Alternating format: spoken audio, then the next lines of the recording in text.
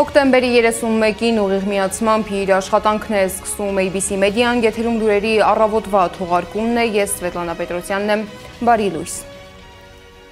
Երեկ երեկոյան ժամը 6-ի սահմաններում երկրապահ կամավորականների միության կազմում մարտական հերթապահություն իրականացնելիս հանկարծամահ է եղել Սամվել Թանգի Հայրապետյանը։ Դեպքի մանրամասները քննվում են։ Իսկ 9 օր անց կալանավայրից առաջին անգամ նամակ է գրել Գյումրու կալանավորված համայնքապետ Վարդան Ղուկասյանը։ Նա շնորհակալություն է հայտնել բոլոր նրանց, ովքեր իր ձերբակալության օրերին կանգնել էին իր կողքին ու պաշտպանում էին Գյումրին։ Ղուկասյանի խոսքով այդ օրը գյումրեցիները ցույց են տվել հաստատակամություն եւ համախմբվածություն։ Իմ զորակցությունն եմ հայտնում ազատությունից հանիրավի զրկված իմ բոլոր հայրենակիցներին, ընկերներին, մերձավորներին, անչափահասներին, Գյումրու քաղաքապետարանի աշխատակիցներին, ինչպես նաև Գյումրու քաղաքապետարանի կրթության բաժնի 4 կանանց, անկախ իրենց կուսակցական պատկանելիությունից եւ իշխող կուսակցության ներկայացուցիչների մեկի ընտանիքի անդամ լինելուց։ Ես տեղյակ եմ, որ Վարդանանց հրապարակում խաղաղ բողոքի մասնակիցների շուրջ 5 տասնյակի նկատմամբ Հայաստանի Հանրապետության Շիրակի մարզի Առաջինատյանի ընդհանուր իրավասության դատարանը մեկ շաբաթ է առանց ընդհատումների նոն-ստոպ ռեժիմով բավարարում է քննիչների ներկայացրած կալանքի միջնորդությունները։ Ես զորակցում եմ բոլոր նրանց, ովքեր հայտնվել են շինծու մեղադրանքների թիրախում եւ դատապարտում եմ նրանց դեմ իրականացվող ապօրինի քրեական հետապնդումը։ Սիրելի գյումրեցիներ, անհոգ եղեք, թեպետ ընդհատվել են յուրաքանչյուր շաբաթօրվա մեր հանդիպումները, սակայն ժամանակավոր այդ ընդհատումը կլրացնի քաղաքապետարանի աշխատակազմը եւ հույս, եւ հավատ, եւ սեր։ Իսկ մինչ համայնքապետը խոսում է Գյումրիի միասնության մասին, քրեական գործով անցնող անձանց թիվը շարունակում է աճել։ Հայաստանի քննչական կոմիտեից հայտնել են, որ Գյումրիի քաղաքապետարանի մոտ օրեր առաջ տեղի ունեցած բողոքի ակցիայի գործով արդեն 43 անձի մեղավոր են ճանաչել։ Նրանցից 26-ը կալանավորված են, 15-ը տնային կալանքի տակ, իսկ 1 անձ գտնվում է վարչական հսկողության տակ։ Նշեմ, որ իբր քրեական գործերով մեղադրվում են նաև 2 անչափահաս, նրանցից մեկը գտնվում է մեկուսարանում, մյուսի խափանման միջոցը տնային կալանքն է։ Գյումրու քաղաքապետ Վարդան Ղուկասյանի գործը մեկնաբանել է նաև Ռուսաստանի Դաշնության արտաքին գործերի նախարարության պաշտոնական ներկայացուցիչ Մարիա Զախարովան։ Նա նշել է, որ Հայաստանի ուժային մարմինների աշխատանքը երկրի ներքին գործն է, սակայն զարմանալին այն է, որ միութենական պետության մասին խոսքն ընկալվում են որպես իշխանությունից հրաժարվելու կոչ։ Նման մեղադրանքները հատկապես տարօրինակ են հնչում Հայաստանի Հանրապետության պաշտոնյաների եւ քաղաքական գործիչների Եվրամիությանը անդամակցելու ուղղությամբ Հայաստանի ընթացքի մասին բազմաթիվ հայտարարությունների ֆոնին։ Հիշեցնեմ, որ 2025 թվականի գարնանը Հայաստանում ընդունվել է օրենք համապատասխան գործընթաց սկսելու մասին։ Հետաքրքիր է ինչ են մտածում այդ մասին երկրի իրավապահ մարմինները, չէ՞ որ ԵՄ-ին անդամակցելը ենթադրում է արտաքին քաղաքականություն, տնտեսության միգրացիայի, դրամավարկային քաղաքականության եւ շատ այլ ոլորտներում ազգային ինքնիշխանության սահմանափակ։ ԵՄ-ին անդամակցողները պետք է որոշակիորեն զիջեն նաև ինքնիշխանություն արտաքին քաղաքական որոշումներ կայացնելիս։ Եվրամիությունում թեկնածուներից պահանջում են կիրառել պատժամիջոցներ նրանց նկատմամբ, ում ԵՄ-ն համարում է իր թշնամի։ Այդուհանդերձ Հայաստանում եվրաինտեգրմանը աջակցելու համար ոչ մի քրեական պատասխանատվության կամ քրեական գործի մասին խոսք չկա։ Իսկ երեք Շենգավիթի դատարանում դռնփակ կայացել է Բագրատ Սրբազանի եւ մյուսների գործի հերթական դատական նիստը։ Սրբազան պայքարի գործով անցնող Աղվան Աշակյանի խափանման միջոց տնային կալանքը վերացվել է, հայտնել է նրա փաստաբան Վարազդատ Հարությունյանը։ Փաստաբանի խոսքով դատարանը հաշվի է առել Աշակյանի առողջական վիճակը եւ ընդունել պաշտպանության հիմնավորումները։ Խնդիր չկա, մենք համաձայն էինք բաց դատաբանի, դատարանը որոշեց դռնփակ, ինչև է խնդիր չկա, միջնորդություն էինք ներկայացել, որպեսզի Աղվան Աշակյանի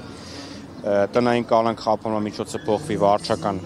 հսկողության առանց սահմանափակումների, որպեսզի էլեկտրոնային սարք չլինի ոտքին։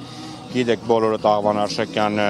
առողջական խնդիրներ ունի, կարողանա MRT հետազոտություններ անցնել եւ նաեւ ֆիզիոթերապիայով զբաղվել, դատարանը բավարարեց միջնորդությունը, տնային կալանք խափանման միջոցը վերացրեց։ Նաեւ ուզում եմ այս առումով ընդգծել, որ հանրային մեղադրանքի կողմը ներկայացնող դատախազներն էլ այդ առումով առարկություն չներկայացրեցին, այսպես։ Դատական նիստը դռնված ռեժիմով է շարունակվում։ Չի շարունակվելու, որովհետև եւս մեկ այլ միջնորդություն կա այլ պաշտպանի կողմից, այլ մեղադրյալի մասով, որը էլի դեռ չեմ լսել, չգիտեմ ճիշտն ասած, ոնց որ առողջական վիճակի չի, բայց հրապարակման ոնց հետակա փաստերի վերաբերյալ էլի դռնփակ է անցկացվել։ Դատական նիստին ներկա չէր պաշտպան Ալեքսանդր Կոչուբաևը։ Փաստաբանը գրություն է ուղարկել դատարան, պահանջելով հետաձգել նիստը։ Առարկում է, որ իր փոխարեն հանրային պաշտպանը ներկա լինի։ Ի դեպ կալանավորված Տիգրան Գալստյանը դատարան է եկել անվասայլակով, նա առողջական որոշ խնդիրներ ունի։ Հայաստանի Հանրապետությունում գործող գլխավոր դատախազ եւ քննչական կոմիտեի ղեկավարները ստախոս են։ Հիմա սրա համար պատասխանատվություն կենթարկեք, խնդրեմ։ Ես իմ հայտարարությունն արեցի հանցագործության մասին, եթե ես իմ հայտարարությունը ուրիշ գործի արդյունք կլինի, խնդրեմ, պատրաստ եմ նաև այնտեղ լինել։ Դատորության մասնակից։ Ներողություն, որ այլ կերպով խոսեցի, բայց իրականության արձանագրում է։ Շնորհակալություն։ Զուգահեռ Օշականի Սուրբ Մեսրոպ Մաշտոց եկեղեցում ընթանում էր ժամերգություն ու աղոթք Քարագածոտնի Սրբազան հոր եւ մյուս կալանավորված հոգեվոր այրերի համար։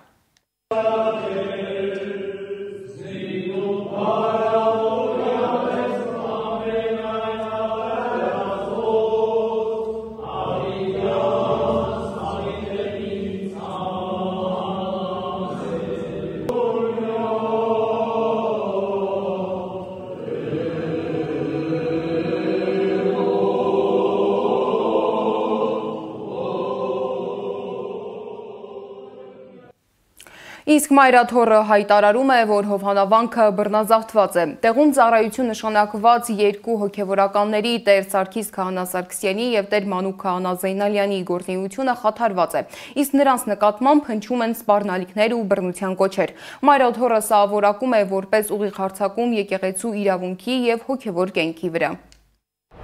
Եկեղեցու նկատմամբ Հայաստանի Հանրապետության իշխանության կողմից չընդհատվող հալածանքները վերջին օրերին արտահայտվեցին անօրինակ նոր դրսևորումներով։ Մայրաթոր Սուրբ Էշմիածինը հետամուտ է լինելու օրինական բոլոր ճանապարհներով հովանավանքի նկատմամբ իր իրավունքների վերականգնմանը, խղճի ազատության դեմ ոտնձգությունների հետևանքների վերացմանը, հավատացյալների հոգևոր կանոնական կյանքի պաշտպանությանը եւ եկեղեցականների բնականոն ծառայության ապահովմանը։ Աղոթում ենք, որ ամենակալ Տերն ապահով եւ անվտանգ պահի մեր երկիրը եւ անսասան մեր Սուրբ եկեղեցին։ Ամեն։ Հիշեցնեմ, որ հովանավանքի կարգալույց քահանա Ստեփան Ասատրյանը փոխել է եկեղեցու փականը։ Արդյունքում միայն ինքն ունի մուտքի բանալին, իսկ մյուս հոգևորականները չեն կարողանում մտնել եկեղեցի։ Մարզական նորություններից Եվրոպայի մինչև 23 տարեկանների առաջնությունում Հայաստանի հավաքականի անդամ 71 կիլոգրամ քաշային Գոր Սահակյանը դարձել է բրոնզե մեդալակիր։ Պոկում վարժությունում Սահակյանը բարձրացրել է 145 կիլոգրամ։ Եվ վերջում եղանակի մասին։ Ամպերը այսօր արձակուրդ են գնացել, սպասվում է պարզ ու հաճելի օր առանց տեղումների։ Մի փակվեք տանը, դուրս եկեք, քայլեք, վայելեք աշնանային արևի ջերմ շողերը ու տերևների ոսկեգույն խաղը։ Աշունը վերջին էջերն է թերթում ու մնացել է ընդամենը 1 ամիս նրա գույները վայելելու համար։ Երևանում այսօր ցերեկը սպասվում է 13-ից 15, իսկ երեկոյան 1-ից 3 աստիճան տաքություն։ Այժմի համար առանձնացրել ենք այսքանը, հետևեք մեզ YouTube-ում, Telegram-ում, Instagram-ում և Facebook-ում կամ այցելեք մեր պաշտոնական կայք 3w.abc.media.am։ ABC լուրերի հաջորդ թողարկումը կարող եք դիտել ժամը 12-ին։